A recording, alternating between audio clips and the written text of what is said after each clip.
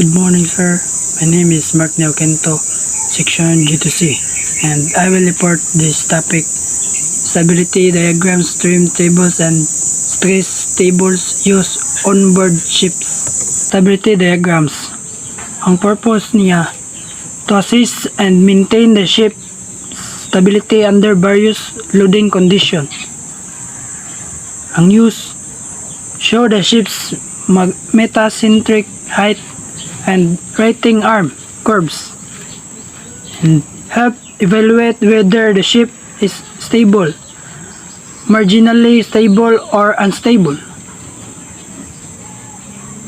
Used during cargo loading or unloading to ensure the center of the gravity remains within safe limits.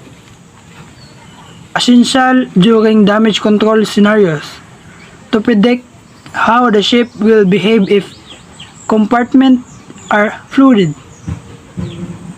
2 is stream tables.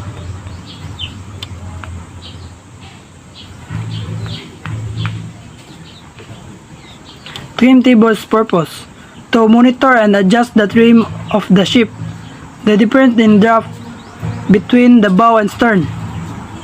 Uses help determine the most efficient trim for fuel consumption and speed.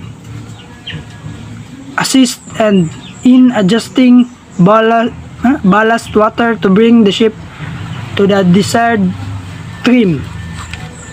Used to ensure proper trim for safe passage through shallow or restricted waters. Important for loading operation, especially when using shore-based cranes or cams.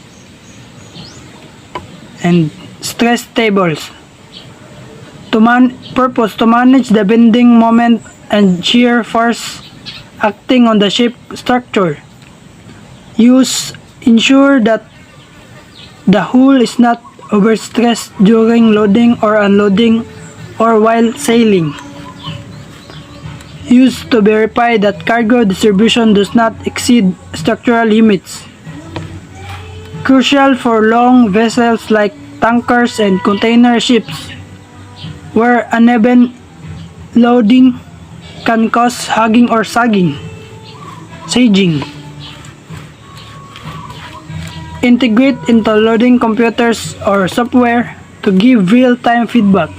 And that's all for today. Thank you.